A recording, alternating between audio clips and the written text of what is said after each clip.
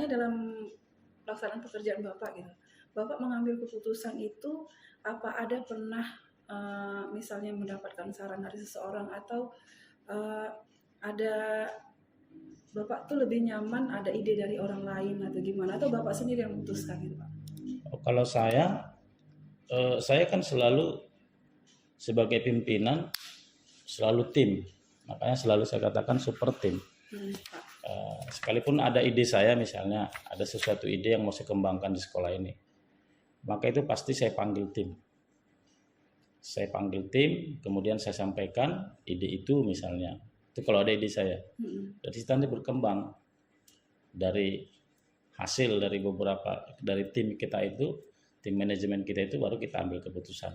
Sekalipun saya menjadi penentunya, kan gitu kan. Ada juga kalanya saya menggali ide dari tim itu tadi. Saya sampaikan ke tim, saya buat apa yang mau kita lakukan di sekolah ini. Kemudian tim itu masing-masing, kawan-kawan itu menyampaikan ini. Nah, kemudian dari sana saya ambil keputusan, mungkin ada sampai sekian orang, katakanlah 5-10 orang. Prioritas dari pendapat dari 10 orang itu ada 3 yang teratas. Sampai kita kerucutkan menjadi 1, maka itulah menjadi keputusan kita. Jadi bagi saya memang mengambil keputusan itu, saya tidak pernah langsung ambil keputusan dari pribadi saya. Sekalipun ide dari saya harus pasti saya lempar dulu ke manajemen ya Pak ya, ke tim saya. Nah, di sekolah ini, bahkan kalau di sekolah yang saya tinggal itu, contoh misalnya, saya mau memilih wakil kepala sekolah kurikulum, itu pernah saya alami. Saya sebenarnya sudah sudah dapat orangnya, si X gitu. Tapi saya berpikir si X ini kalau saya pilih, dia pasti menolak. Maka ada strategi saya yang berpotensi untuk menduduki jabatan tadi, wakil kurikulum itu, saya panggil semua. Ada 12 orang saya panggil.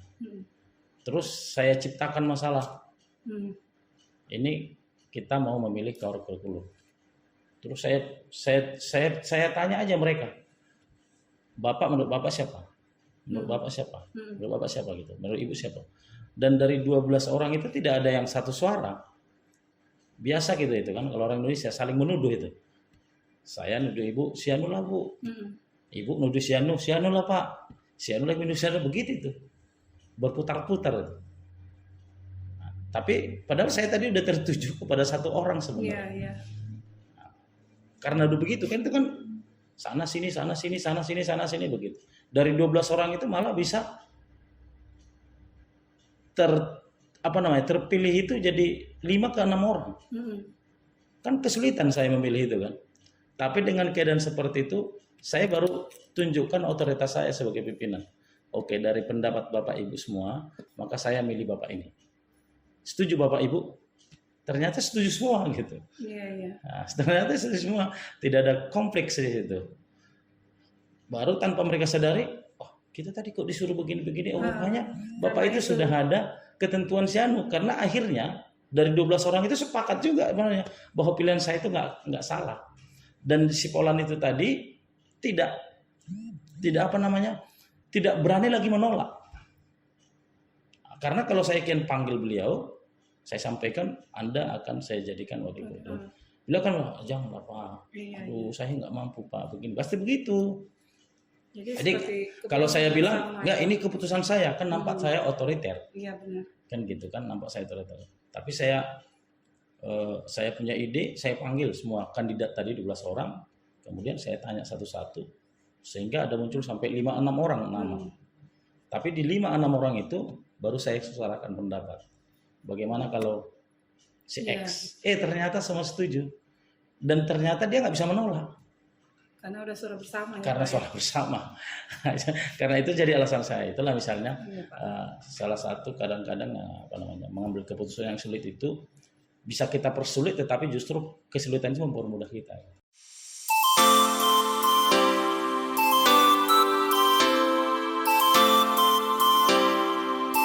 Selamat siang Ibu Sriani, apa kabar Ibu? Mohon maaf saya meminta waktu itu sebentar karena kebetulan dari kira-kira kita ada tugas untuk mengetahui bagaimana demokrasi atau cara ibu mengambil keputusan dalam menyelesaikan masalah sekolah. Untuk masalah di kita itu kira-kira ada nggak pengalaman ibu yang terjadi di sekolah yang sebenarnya pengalaman ini melanggar peraturan tapi tetap ibu lakukan dengan alasan mungkin karena ada keadilan atau rasa ibu atau rasa kasih sayang terhadap siswa dan sebagainya. Kira-kira ada nggak? Ada. Kira-kira gimana? Kebetulan ibu itu seorang guru. Dia bekerja biasanya rajin datang. Tiba-tiba jarang datang. Jadi kami panggil, kami tanya, saya tanya, terus jadinya suaminya sakit kanker. Kanker otak umur gitu.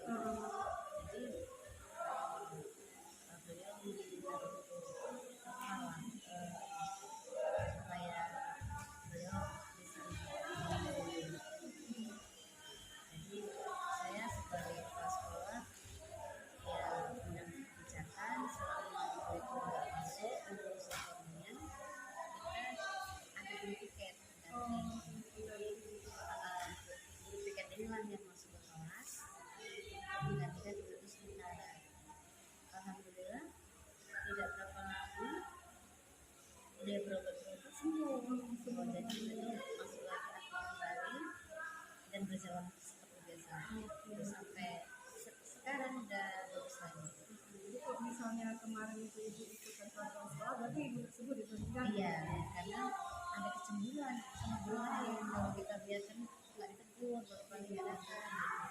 Ada juga yang anaknya sakit, tergantung anaknya dari kecil, misalnya kan bayi.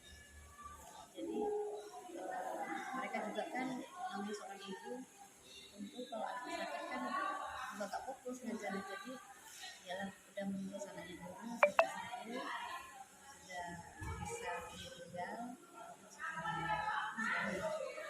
Beliau di rumah, tentu kita tetap berjalan proses belajar mengajar ini kan. Kita itu berdayakan atau kita ganti atau kita kasih alternatif beliau mencari sendiri gantinya dengan menghasilkan sendiri lah gitu. Iya, kalau ada sekolah yang digaji. Biasanya ibu untuk mengambil suatu keputusan itu ibu sering berdiskusi dengan siapa atau mungkin mengambil keputusan sendiri atau Biasanya kalau ada masalah, kalau dia tingkat siswa, biasanya diputuskan, maksudnya didiskusikan dulu sesama guru, wali kelas, guru gitu kan. Kalau misalnya tak bisa diselesaikan pada tingkat itu, wakil, maka itu kan wakil saya. Kemudian guru kalau misalnya sudah tak ini lagi atau harus memutuskan apakah dia lanjut atau tidak siswa tersebut, apakah masih diterima atau tidak, atau misalnya guru tersebut masih diterima atau tidak, ya diskusinya sama saya gitu. Baru saya nanti saya panggil biasanya kalau tidak siswa biasanya kami panggil untuk ngomongin. Kalau misalnya memang masih mau bersekolah di tempat kita, ya beginilah peraturannya, tidak boleh tidak hadir lebih dari 3 hari misalnya. Kalau misalnya ibu sakit, ada surat dokter. Kemarin tuh ada anak siswa yang mengalami sakit kulit, betul-betul. Jadi beberapa hari nggak masuk, kami kan ada absen harian gitu kan.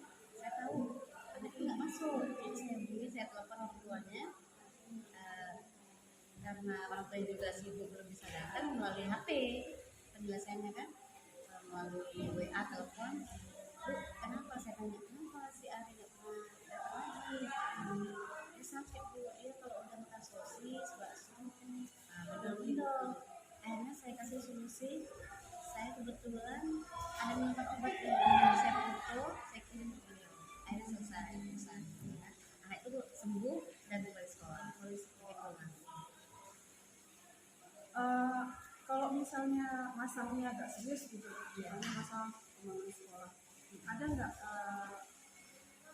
orang atau instansi atau badan tertentu yang dijadikan sebagai teman untuk mengambil keputusan?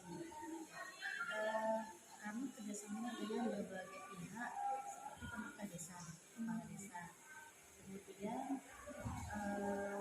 kebetulan ada penasihat yayasan biasa mahasiswa. Kalau lembaganya kami ada yayasan Yamu, yayasan amal Yamu. Jadi kalau misalnya butuh Al-Quran, butuh misalnya ambal atau apa, bisa menyampaikan seperti bentuk seperti proposal gitu, buat proposal bisa diajukan. Kemudian juga kerjasama sama Bajis Asahan. Jadi kalau butuh dana atau apa, mereka juga ada di lembaga yatim. Kemudian juga kami lembaga pernikahan, dan setiap bulan minggu sekali ada pengajian seperti Rabu besok ada pengajian. Jadi ibu-ibu di situ Khusus guru-guru atau orang tua murid siapa aja. Ya, itu juga. Jadi supaya erat hubungan antara masyarakat dengan lembaga sekolah kita lah gitu. Jadi ada kemudian setiap misalnya satu semester kami adakan perlombaan, kami biasanya mengundang orang tua juga.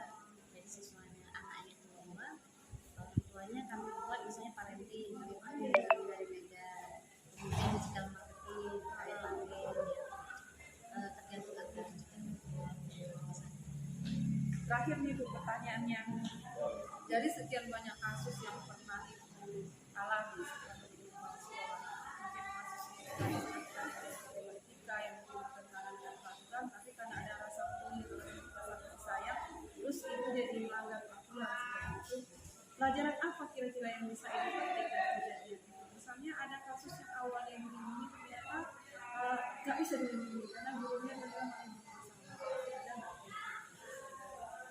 Ada pernah ketika saya kami ada program itu sebenarnya itu diterapkan ke siswa, ternyata ada anak-anak yang memang nggak biasa keluar. Jadi dia selalu berbohong tiap minggunya itu tiap harinya naik. Jadi guru perempuan suruh periksa gitu kan, ditanya itu enggak, ternyata dia bohong, tapi udah kandung guru tersebut padahal sudah saya pesankan dalam menggunakan fisik. Ternyata dia bawa kayu di apanya kakinya, pulang nggak terima ngadep orang tua, bawanya LSM. Jadi ya kemudian LSM ini anak ini mengadu ke LSM bahwa kakinya kena pukul, paksa sholat itu bahasanya. Ya terjadi salah paham lah. Jadi dipertemukan antara guru dengan siswa dengan orang tua murid juga, dan juga LSM itu akhirnya diketahui bahwa anak itu dan itu minta maaf. Tadinya orang ini mau duit sama guru tersebut. Alhamdulillah guru tersebut menjalankan program sekolah setiap anak itu wajib sholat, belajar supaya bisa biasa sholat.